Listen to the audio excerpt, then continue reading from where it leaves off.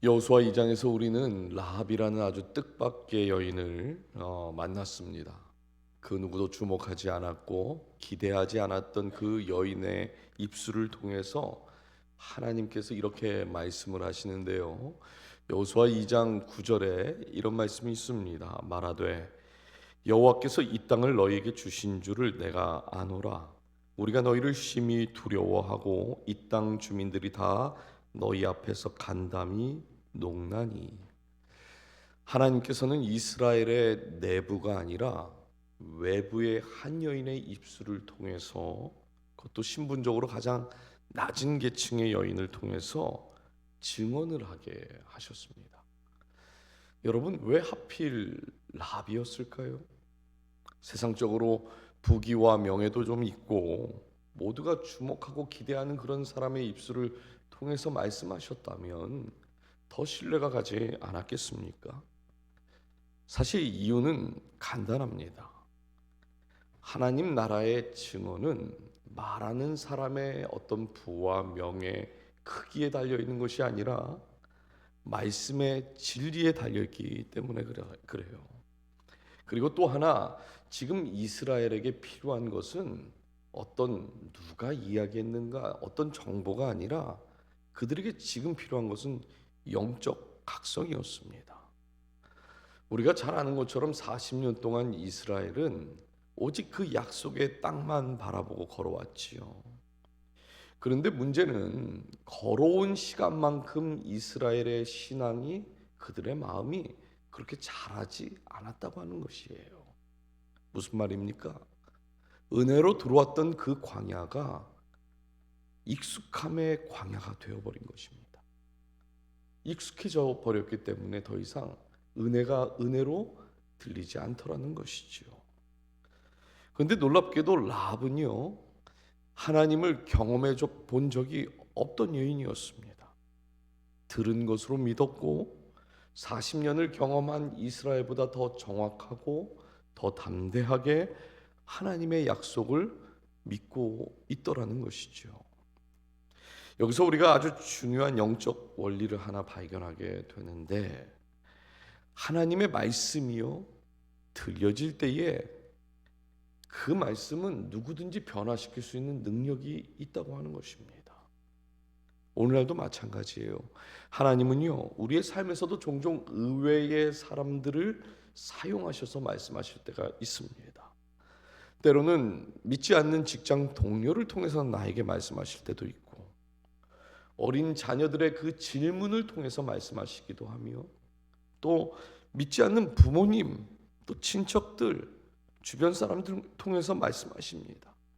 그리고 심지어 나보다 신앙이 좀 약한 것 같은 사람을 통해서도 하나님은 말씀을 하시면서 우리가 잊고 있었던 어떤 약속을 깨닫게 하실 때가 있다는 것이죠. 그래서 하나님은 라합을 통해서 지금 이스라엘에게 말씀하시는 거예요. 약속은 이미 준비가 되었다. 이제 너희가 믿음으로 응답할 차례다 말씀하고 있는 것입니다.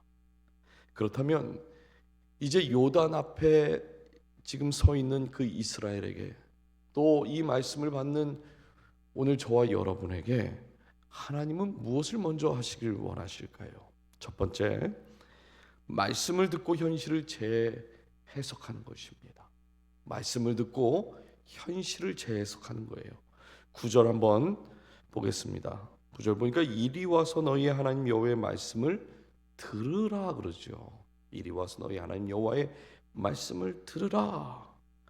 드디어 대망의 고지를 눈앞에 두고 있는 상황에서 여호수아는요, 와서 보라 이렇게 말하지 않고 와서 들으라 그럽니다.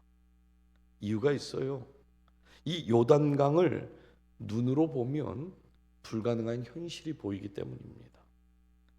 여기서 우리는 믿음이 작동하는 원리 한 가지를 배우게 되는데, 믿음은요, 현실을 눈으로 판단하는 것이 아니라 말씀으로 현실을 다시 보는 겁니다. 다시 말씀드릴게요. 믿음은 현실을 눈으로 보고 판단하는 것이 아니라 말씀으로 현실을 다시 보는 거예요. 그래서 지금 중요한 것은 상황에 대한 컨펌이 아니라 말씀에 대한 컨펌이라는 것이죠.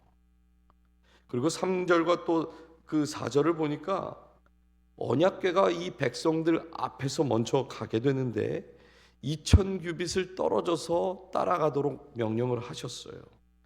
2000규빗은 약 900m 정도 되는 거리를 말합니다. 그러니까 하나님과 백성들 사이에 900m 정도의 거룩의 거리가 있어야 했다는 것이죠. 앞서가시는 그 거룩하신 하나님을 보면서 따라가야 했습니다. 그런데 여러분, 사실 이스라엘 백성들은 광야 40년 동안 동행하시는 하나님, 앞서가시는 그 하나님을 경험하면서 따라갔습니다. 그리고 지금도 하나님이 그 약속이 이루어지는 그 순간에도 앞서가시고 계시다, 이걸 말하고 있는 것이지요. 그러므로 여러분, 오늘 본문에서 말하고 싶은 믿음은 무엇일까요? 눈앞의 현실을 판단하는 능력이 아닌 것입니다. 앞서가시는 그 하나님, 그 먼저 가시는 그 하나님을 인식하는 능력, 그것이 믿음이다라고 말하고 있는 것이에요. 보는 신앙이 아니라 어떤 신앙입니까? 듣는 신앙. 그 듣는 신앙이 길을 열어준다라고 하는 것이죠. 우리의 마음이 막 요동치고 흔들릴 때가 있습니다. 언제 우리가 이렇게 마음이 요동치고 흔들릴까요? 우리의 삶의 현실에 물살이 거세게 흐를 때입니다. 위험 신호가 우리의 삶에 막 울리게 되면 성도는 마음이 급하니까 이 흔들리는 마음을 붙잡으려고 기도하는 자리, 또 예배하는 자리로 나오죠. 그래서 열심히 또 기도를 하다 보면 어때요? 또 상황이 막 풀려지는 것 같고 눈에 뭔가가 이제 보이기 시작하는 것 같을 때 그 열심히 하던 그 기도의 자리를 멈출 때가 있습니다. 방심하는 거예요. 로마서 10장 17절에 이런 말씀이 있지요. 믿음은 들음에서 나며 들음은 그리스도의 말씀으로 말미암느니라. 지금 사도 바울이 뭘 이야기하는 걸까요? 사람들은요, 눈으로 보는 걸 가지고 이제 끝났다, 아 됐다, 눈으로 봤으니까 이제 끝났다, 됐다, 이렇게 결론을 빨리 내리기가 쉽다는 거예요. 그런데 믿음은 들은 말씀 때문에 결론을 내는 것이 아니라 들은 말씀 때문에 내가 눈으로 본 것을 다시 한번 확인하고 그 결론을 고치고 방향을 바꾸는 걸 말하는 것입니다. 여러분, 믿음은 상황을 컨펌하는 것이 아니라 말씀을 컨펌하는 것에서 시작된다고 말씀드렸어요. 그러니까 보이는 신앙에서 결론이 나오는 것이 아닙니다. 반드시 들리는 신앙에서 결론이 나오고 그 들리는 신앙에서 길이 열려지게 되는 거예요. 그렇다면 오늘 여러분의 요단강은 무엇입니까? 보면 반드시 불가능한 현실이 보이는 것 같은 그런 상황이 있을지 모르겠습니다. 과연 지금 내 남편이 낳을 수 있는 것인가? 과연 지금 그 주님을 저 떠나서 멀리 가 있는 탕자 같은 저 아들이, 저 딸이 과연 다시 돌아올 수 있는 것인가? 우리의 눈으로 보면 불가능한 것 같은 그 현실이지만 말씀을 들으면 어떻게 된다는 거예요? 불가능할 것 같은 그 불가능하다고 생각했던 그 현실이 다시 보이기 시작하고 다시 보이기 시작할 때에 그 들리는 말씀으로 하나하나 방향을 고쳐가는 것입니다. 사랑하는 여러분, 말씀이 들려질 때에 우리의 삶이 다시 재해석이 되는 줄 믿습니다. 물이 많아 보이던 그 요단강이 이제 한번 보십시오. 하나님이 일하시는 무대로 바뀌게 되는데요. 두 번째, 하나님은요, 순종하는 자에게 증거로 응답하신다 그래요. 하나님은 순종할 때에 증거로 응답하신다 그러십니다. 10절을 한번 여러분 읽어주실까요? 시작.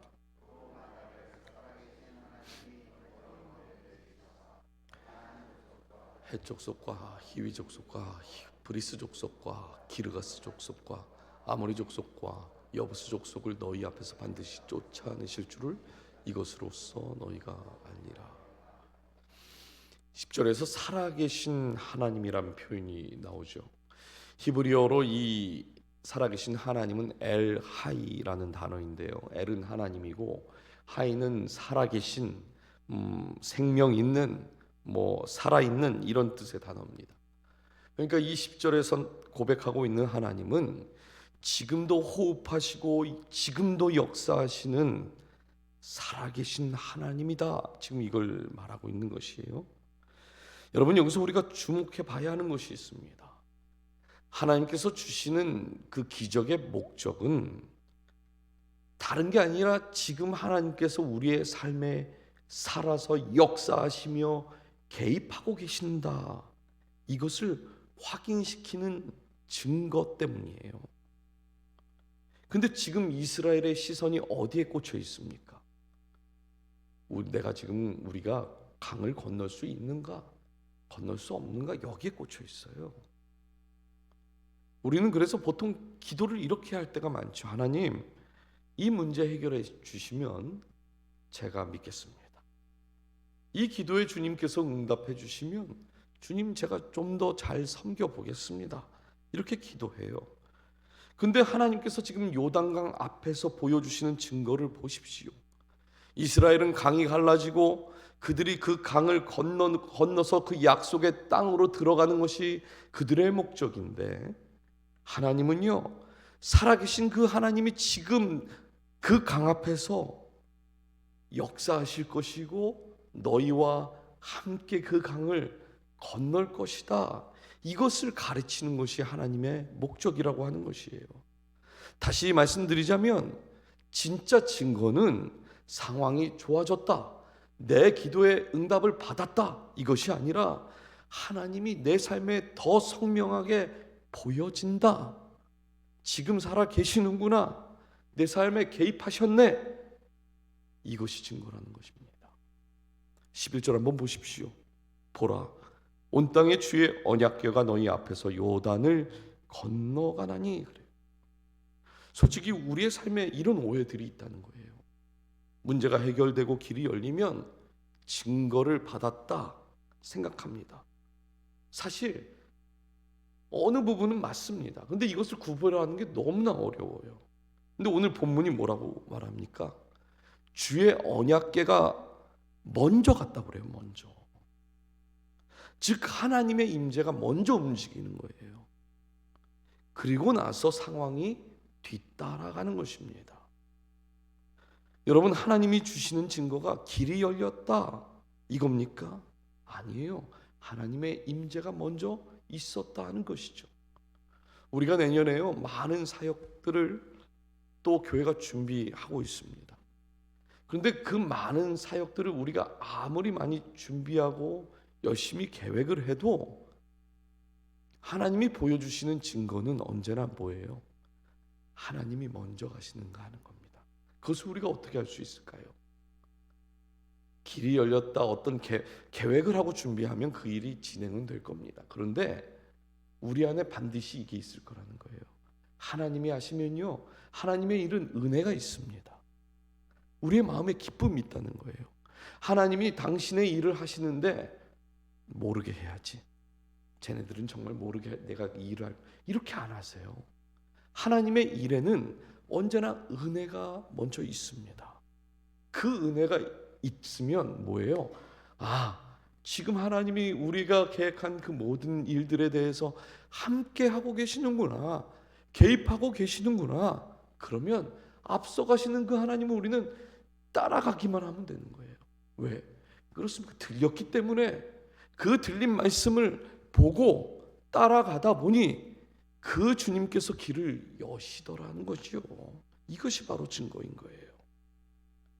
근데 12절을 보니까 조금 특이한 명령이 나옵니다. 이제 이스라엘 지파 중에서 각 지파에 한 사람씩 12명을 택하라 그래요. 각 지파에서 한 사람씩 12명을 택하라고 하는 것은 여호수아 4장 다음 장에 나오는 이 기념비를 세우는 것과 관련이 있는데요. 기념비를 세우기 위해서 사람을 뽑는 것은 이해가 됩니다. 그런데 기념비를 세울 만한 기적이 먼저 있고 나서 사람을 뽑아도 되는 거 아닐까요? 그렇잖아요. 아직 기적이 일어난 것도 아니고 아무 일도 일어나지 않았어요. 물이 멈춘 것도 아닙니다. 근데 하나님은 아직 일어나지 않는 그 일을 기억할 사람을 미리 세우셨다 이렇게 말씀합니다. 이게 무슨 의미일까요? 하나님은 기적만 준비하는 것이 아니라 그 기적을 어떻게 기억하고 어떻게 전할 것인지 미리 준비하시는 분이시다 말씀하고 있는 것입니다. 오늘 이제 본당에 들어오시기 전에 본당 로비에 이게 못 보던 나무들이 이쁘게 세워져 있는 거 보셨지요? 못 보고 들어오셨나요? 다들 보셨을 거예요. 2025년 BCPC 감사나무입니다. 그게 나무에 보시면 이런 팻말들이 있었을 거예요. 올해 감사, 미리 감사, 인내 감사, 이런 팻말들이 있어요. 올해 감사는 정말 우리가 올 한 해 하나님께서 감사하게 하신 제목들을 거기에 나뭇잎들이 이제 저희가 일부러 좀 이렇게 걸어놨는데 그 나뭇잎에다가 쓰시는 거예요. 올해 내가 무엇이 감사했는지. 그리고 딴 데다가 붙이 놓지 마시고 올해 감사라고 써 있는 나무가 2그루가 있을 거예요. 거기다가 올해 감사한 내용을 쓰셔서 걸어 놓으시면 되겠습니다. 미리 감사 나무가 있어요. 이것은 아직 이루어진 게 아닙니다. 그런데 이루실 것을 믿고 미리 내가 감사를 먼저 하는 거예요. 예를 들면 내년에 주님 로또 당첨될 것을 내가 미리 감사합니다. 이런 건 안 돼요. 예, 이런 거 걸으시면 제 상처받습니다. 그 감사의 내용을 통해서 하나님이 영광 받으셔야 하는 거죠. 그렇죠. 물론 로또를 당첨되면 하나님 영광 받으실지 모르겠지만 잘 고민을 하셔서 미리 감사 고백을 하시는 겁니다. 뭐 이런 거 있죠. 우리 자녀들 결혼한 지 좀 꽤 됐는데 하나님 내년에는 그 자녀에게 자녀를 주실 줄 내가 믿습니다. 이렇게 미리 감사하고 걸어 놓으시는 거예요. 인내 감사나무가 있어요. 인내 감사나무. 지금 상황이 요단강 앞에 있는 그 이스라엘과 같은 상황인 것이죠. 물살이 너무 세고 너무 깊어서 도저히 그 강을 우리의 능력으로는 건널 수 없는 그런 상황들이 있습니다. 분명 인내하고 연단하는 그런 과정 속에 있지만 하나님께서 인내하게 하셨을 것이고 하나님께서 연단하게 하셨다는 그 사실을 내가 믿는 믿음을 가지고 내 삶에 하나님 그 인내와 연단을 통해 반드시 감사의 고백을 하시게 될 줄 믿습니다. 그 하나님을 신뢰함으로 써서 이제 걸어 놓으시는 거예요. 우리 교회 어린 아이들부터 모든 작년에 이르기까지 올 한 해 주신 것에 대한 감사, 아직 얻지 않았지만 하나님께서 미리 감사하게 하시는 것들, 인내와 연단을 통하여 감사, 상황의 컨펌이 아니라 말씀에 대한 그 컨펌으로 한 해를 감사로 채우는 우리 교회가 되기를 소망합니다. 이렇게 우리 교회 부모들이 먼저 감사의 본을 보일 때요, 사실 그 감사의 응답받았다는 거, 또 기도가 들어졌다는 거, 이것보다 더 중요한 것은 뭐냐면 그 하나님께서 우리 문제에 대한 해결을 통해 우리 다음 세대의 믿음에 대한 그 이야기가 계속해서 써 내려져 갈 거다, 이거를 원하기 때문이에요. 기도하시면서 그래서 하나의 제목을 나는 하나 했으니까 하나만 해도 되는가? 아니요, 3군데 다 하셔도 됩니다. 2군데만 하셔도 되고요, 1군데만 하셔도 돼요. 감사하는 우리 교회에게 갑절에 그 감사로 반드시 주님이 채워주실 줄 믿습니다. 그리고 13절에서 하나님이 이렇게 말씀을 하세요. 온 땅의 주 여호와의 궤를 맨 제사장들의 발바닥이 요단물을 밟고 멈추면 요단물 곧 위에서부터 흘러내리던 물이 끊어지고 한 곳에 쌓여 서리라. 여러분 13절에서 중요한 것은 순서입니다. 순서. 제사장들의 발이 먼저 물에 잠기죠. 그때부터 위에서 흐르던 물이 끊어진 거예요. 여러분 이것이 바로 믿음과 증거의 관계라고 하는 것인데요. 믿음으로 순종할 때 하나님이 증거를 더해 주시는 겁니다. 여러분 믿음으로 순종하는 거예요. 믿음으로. 내가 할 수 있는 것을 하는 것, 이건 믿음이 아닌 거예요. 물론 내가 할 수 있는 것을 하는 것도 대단히 귀하고 좋은 것입니다. 하나님은 그것을 통해서도 일하실 거예요. 그런데 하나님의 증거가 더해지길 원한다면 내가 지금 내 능력으로 하기 어려운 거, 아까 우리가 미리 감사하고 미리 인내하고 이런 것들 있잖아요. 믿음으로만 해야 되는 것들, 그 믿음으로 순종해야 하는 것들을 할 때에 하나님의 증거가 더해진다 하는 것입니다. 제 부흥회 때도 계속 강조했어요. 믿음은 결과를 보고 움직이는 것 아니다. 약속하신 그 말씀을 붙들고 움직이는 것이다. 여러분 우리가 확신이 생겨서 순종하는 게 아니라요, 순종하다 보면 확신이 점점 우리 안에서 자라나는 것입니다. 그러므로 사랑하는 여러분, 오늘 하나님이 요구하시는 순종의 걸음, 감사의 걸음이 무엇인지 한번 떠올려 보십시오.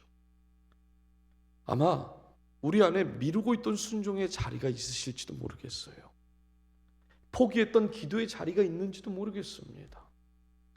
주저앉고 있었던 그 헌신과 용서의 자리, 주님 제가 언젠가는 해야죠 하는 이 언젠간 하겠습니다 하는 그 자리까지, 그 모든 것이 여러분의 요단강 물가가 될 수 있습니다. 말씀에 귀를 기울이십시오. 그 말씀이 들려질 때에 순종의 그 걸음 한 걸음, 그 한 걸음을 내딛으면 하나님께서 하나님에 대한 증거를 반드시 더해줄 줄 믿습니다. 마지막, 발이 먼저 젖을 때 길이 드러난다 그러세요. 이제 여호수아 3장의 클라이맥스로 이제 들어가게 되는데 14절을 보면 백성들이 요단을 건너려고 움직이기 시작을 해요. 근데 15절에서 아주 그 움직이려고 하는 그들에게 찬물을 껴넣는 듯한 그런 말씀을 합니다. 15절에 뭐라고 그러냐면 요단이 곡식 걷는 시기에는 항상 언덕에 넘치더라. 사실 성경은요, 지금 추수하는 계절이기 때문에 항상 이때 물이 언덕 위로 넘쳤다, 이 극적인 상황을 여기다가 표현을 했지만 여호수아와 이스라엘 백성들은요 이미 요단강 앞에 왔을 때 그걸 다 봤어요. 그럼 요단강 앞에 도착해서 물이 넘치고 있는 것을 보면서 어떤 생각을 했겠습니까? 뭐 이런 생각은 할 수 있었겠죠. 아니 왜 하필 지금 말씀하시는 거야? 응? 물이 가장 적게 흐르고 뭐 겨울이나 우기가 다 좀 끝나는 4월 5월쯤 그때쯤 건너라고 그러면 소풍 가듯이 건널 수 있을 건데 왜 하필 지금이야? 이렇게 말할 수 있겠죠. 여러분 왜 하나님은 항상 우리가 가장 어려운 그때에 순종하라고 하시는 걸까요? 우리도 그러잖아요. 내가 좀 여유가 있을 때, 내가 좀 시간적인 여유, 물질적인 여유, 마음적인 그런 여유가 좀 있을 때는 가만히 계시다가 꼭 시간도 바쁘고 일도 바쁘고 마음도 바쁘고 여러 가지 그냥 복잡하고 이럴 때 하나님은 어렵게 보이는 순간에 항상 뭔가를 순종하라고 하신다는 거예요. 왜 그럴까요? 이유는 간단합니다. 우리가 그 일을 행하는 것, 우리가 그 일을 행함으로 인해서 우리가 드러나게 하시기 위함이 아니에요. 하나님은 앞서가시는 하나님이 누구인지를 항상 보여주고 싶어 한다는 거죠. 우리의 능력이 아니라 하나님의 능력으로 그 일이 되어져야 하기 때문에 우리가 여유가 있고 우리가 시간이 있어서 그 일을 하면 우리가 뭐라고 하겠습니까? 겉으로는 주님이 하셨습니다 이러지만 속으로는 아이고 내가 여유가 있어서 할 수 있었지 이렇게 생각할 수 있지 않았겠습니까? 그래서 꼭 이때 건너야 하는 거예요. 그때 우리가 꼭 여유가 없는 그때, 상황이 어려운 그때 순종해야 하는 거예요. 그래야 우리 입술에서 뭐라고 그래요? 하나님이 하셨다고. 하나님이 하셨다고. 이 고백하지 않겠습니까? 그래서 15절을 보면요, 백성들이 움직였을 때 물이 멈추지가 않습니다. 언약궤를 맨 제사장들이 그 발바닥이 먼저 물에 잠길 때 그때 역사가 일어난 거예요. 여러분 한번 16절 한번 읽어주실까요? 시작.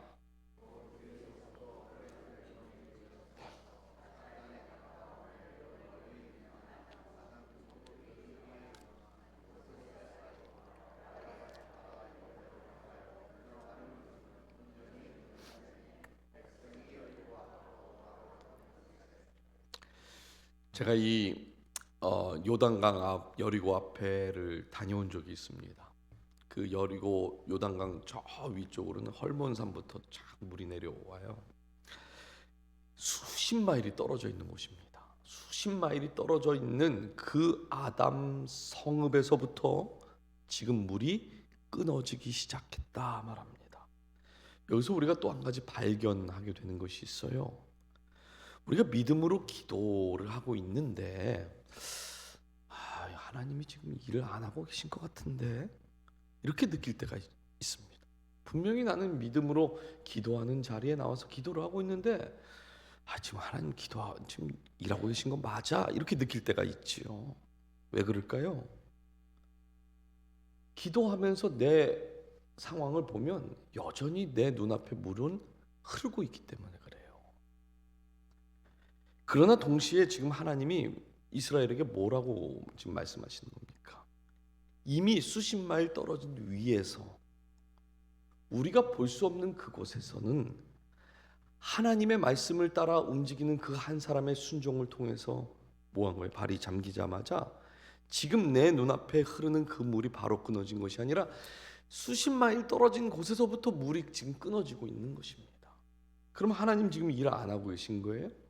아니요, 일하고 계시다는 거죠. 우리의 눈에 지금은 보이지 않지만 하나님은 수십 마일 떨어진 그곳에서 지금 일하고 계시다는 것을 신뢰함으로 순종하는 것입니다. 이것이 믿음인 거예요. 이것이 일을 안 하시는 것이 아니라. 그러니까 우리가 믿음으로 기도했다면 뭐예요? 믿음으로 기도한 그 자리를 계속 지키는 것이죠. 이렇게 기도하다가 이렇게 떴는데 아직 흘러요. 괜찮다는 거예요. 하나님이 일 안 하는 게 아니라 일하고 계시는 겁니다. 성경에서는요, 이 원리를 곳곳에서 말을 하고 있는데 제가 간단하게 우리가 잘 아는 얘기만 해볼게요. 아브라함이 그 갈대아 우르에서 떠날 때에 하나님께서 보여줄 땅으로 가라고 해서 순종했더니 가나안 만났습니까? 못 만났습니까? 물론 시간은 걸렸지만 가나안 만납니다. 엘리야가 사르밧 과부에게 먼저 나를 위해서 떡을 좀 만들라고 그랬더니 어떤 일이 일어났죠? 그 과부의 집에 기름과 가루가 마르지 않았다. 성경은 기록하지. 나아만 장군이요 요단강 물가에 7번 들어갔다 나오니까 어떻게 됐습니까? 그 문둥병이 나았다라고 하는 것입니다. 여러분, 성경의 원리는요 너무나 단순해요. 보여주시면 내가 가겠습니다. 이건 조건입니다. 하나님께 조건을 거는 거예요. 그러면 안 된다는 거예요. 안 돼요. 그러면 하나님 말씀하시면 가겠습니다. 저한테 말씀하시면 제가 갑니다. 이게 순서예요. 요단을 가르는 능력은 믿음의 크기에 달려있지 않아요. 그냥 발이 먼저 움직였는가, 그 발이 물에 잠겼는가, 하나님 그것만 보시는 거예요. 16절 17절을 보시면 제사장들만 지금 그 길을 걷는 거 아니죠. 온 이스라엘이 다 걷고 있습니다. 하나님은요 단 한 사람의 순종, 그 순종의 발걸음이 물에 잠기자마자 수십만 명이 지날 수 있는 그 길을 하나님께서 열어버리시는 겁니다. 여기서 분명한 것은 뭐냐면 가장 앞에서 순종해야 하는 사람들이 있다고 하는 것이죠. 오늘날 교회 안에도요 가장 앞에서 말씀에 순종하는 분들이 반드시 계십니다. 성경 말해요. 그 한 걸음이 다음 세대의 길이 된다. 그 한 걸음이 가정의 길을 여는 길이 될 것이다. 그 한 걸음이 온 공동체의 길을 여는 한 걸음이 될 것이다. 마찬가지라는 겁니다. 목회자가 걷는 그 믿음의 한 걸음이 반드시 있어야 돼요. 우리 장로님들이 걷는 그 믿음의 한 걸음이 반드시 있어야 하는 겁니다. 우리 권사님들, 우리 목자들의 믿음의 걸음이 없으면 안 된다는 거예요. 우리 교사들의 한 걸음을 통하여서 우리 다음 세대의 그 길이 열리는 것이에요. 기쁜 소식 하나 알려드릴까요? 어제 드디어 밤에 제가 퇴근하기 전에 메일을 확인했는데 원하는 다음 세대 목회자가 지원을 한 명을 했어요. 이쪽은 아멘 안 하시는 거 보니까 오든지 말든지 이제 인터뷰를 해봐야 하긴 하지만 지금까지 저 인도에서 연락 오고 관심 없는 어디 다른 데서 연락 오는 것들이 있었는데, 그래서 제가 사실 어제 새벽에 기도하면서 속으로 그랬거든요. 주님, 인도 사람 뽑아야 하는 겁니까? 우리 학부모들이 점점 이렇게 저를 보는 눈초리가 심상치 않습니다. 믿음으로 기도하는데 하나님 보내주십시오. 근데 어제 퇴근하는데 매일 마지막으로 확인을 하는데 일단은 마음이 좀 편했어요. 그래서 다른 교회에서 채가지 않도록 제가 우리 횡정 목사님한테 빨리 연락해라. 빨리 연락해서 무조건 빨리 인터뷰 잡으라 그랬어요. 여러분, 그런 겁니다. 우리가 믿음으로 기도하고 그 기도의 한 걸음을 걸을 때에 다음 세대의 길이 우리가 여는 것이 아니라 하나님께서 열어주실 거라는 거예요. 기도하는 사람들의 한 걸음, 그 한 걸음이 요단을 가르는 시작점이 될 줄 믿습니다. 내일이면 이제 교회 다시 시작될 때, 다시 일어설 때 그 시리즈를 내일 이제 마무리를 하게 돼요. 교회가 회복되고 다시 일어서는 것, 항상 이 원리가 작동하는 것입니다. 누군가는 먼저 물에 들어가야 돼요. 누군가는 먼저 불편함을 감수해야 합니다. 누군가는 하나님을 신뢰함으로 믿음의 걸음, 그 걸음을 통하여 물에 잠기는 그 일을 반드시 해야만 하는 거예요. 하나님께서 그 믿음의 한 걸음을 보시고 우리 교회에 가야 할 그 모든 길을 여실 줄 믿습니다. 17절에서 한 가지 더 우리에게 주는 약속이 있어요. 온 이스라엘이 마른 땅으로 건너갔다. 하나님이 여시는 길은요, 질퍽 젖은 길, 억지로 걷는 길, 불편한 길, 이런 길이 아니라 완전히 준비된 길, 철저히 보호된 길, 하나님이 주시는 마른 땅인 줄 믿습니다. 하나님께서 여시는 길은요, 우리가 억지로 짜내서 만드는 그런 길이 아니라 이미 완전하게 정리하신 하나님의 길인 줄 믿어요. 하나님께서 오늘 우리에게 그러므로 동일한 질문을 하십니다. 내 발은 어디에 서 있느냐? 내 발은 지금 어디에 서 있느냐 물으세요. 여러분의 발이 요단 그 강 물가에 혹시 멈춰 있지는 않습니까? 아직 흐르는 그 물만 바라보면서 머리로 계산하고 있지는 않습니까? 사랑하는 여러분, 우리의 발이 먼저 물에 잠기면 하나님께서 저 수십 마일 떨어진 그곳에서 그 흐르는 물을 반드시 멈춰 주실 뿐만 아니라 우리에게 가장 안전하고 가장 좋은 그 마른 길을 허락하실 줄 믿습니다. 우리 모두 그 주님이 예비하시고 열어놓으신 그 길로 나아가는 우리 벅스카운티 모든 성도님들 되시길 주님의 이름으로 축복합니다.